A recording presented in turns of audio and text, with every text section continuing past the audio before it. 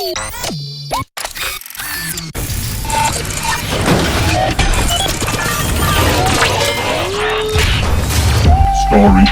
rumblings.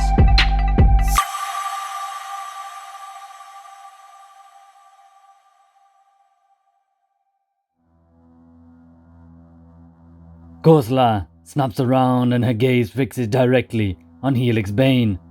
With such accuracy, Helix Bane wonders if she was as hidden as she had thought. Of greater concern is one of Khosla's long, scaly-fingered hands is wrapped around Helix Bane's throat. Helix Bane doesn't have time to consider how Khosla managed to move so quickly, as Khosla commands. What do you have to do with the congregation of the protected Holy Spirit? Without really thinking about it, Helix Bane points at the first and last place she has seen the name. The panel beside the container. Khosla's head and single eye snap quickly towards the panel, then fix back on Helix Bane. Although Khosla's single eye isn't quite like any human eye Helix Bane has ever seen, Khosla's single eye is still as expressive as any other human eye. And as Helix Bane gazes into the single eye, she sees embarrassment. Khosla relaxes and then drops back to the ground before continuing. Forgive me. I am still trying to find my bearings in this place and time, and I am uncertain of who, what, is friend or foe. It is putting me a little on edge. Khosla resumes fidgeting.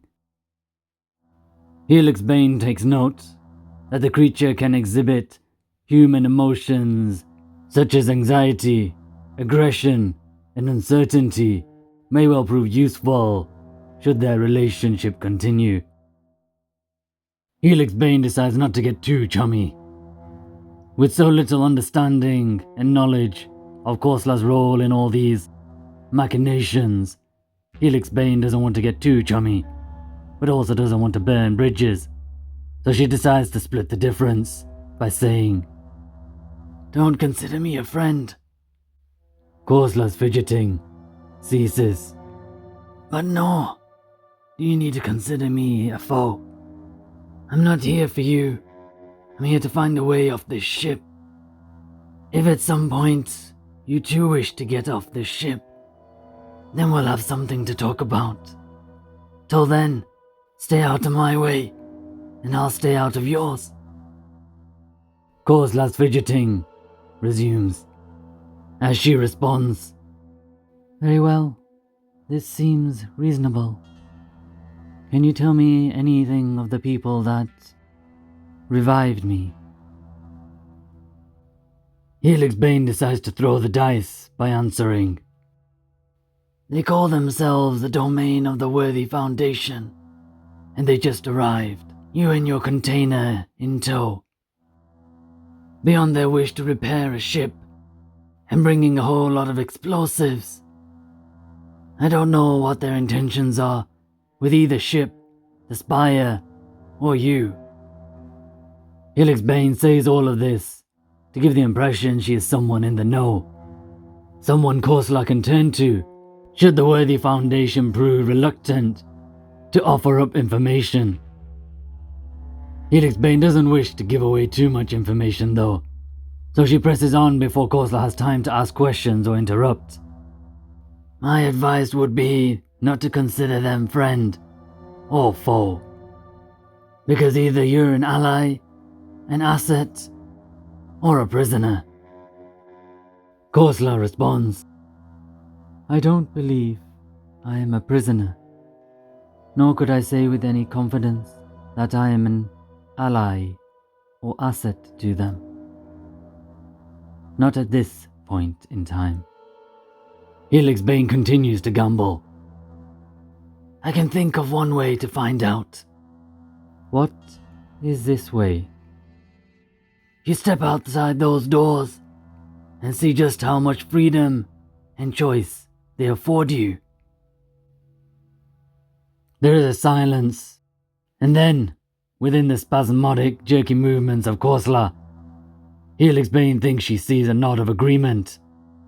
As a visible Korsla and significantly less visible Helix Bane start moving towards the cargo bay exit, Helix Bane accesses the terminal beside the door. A newly installed portable generator begins to whirl as it provides power to the door, which cycles open. As they do so, Helix Bane adds that she will be taking her leave, silently and ideally unnoticed by the worthy Foundation. Once more, Helix Bane thinks she sees a nod of agreement within the spasmodic fidgetings of Korsla. 4 guards, 2 facing away and 2 facing towards the door, all turn to face Korsla as the doors open. All 4 of their attention immediately riveted on the strange being that is Korsla gives Helix Bane the opportunity to slip out camouflaged. She waits only long enough to listen to Korsla request to be taken to a viewing station to see outside of the ship. A request that the 4 guards immediately and readily grant. Korsla's head snaps in Helix Bane's direction once more, and although it is hard to distinguish between what is a spasmodic movement and what is a meaningful gesture, Helix Bane thinks she sees a nod that all is good. Helix Bane doesn't wait around to see if things remain good. The resurrection of some alien being, possibly connected to the Spire, is certainly an interesting development, but one that is surrounded and under guard. Helix Bane has other pressing concerns.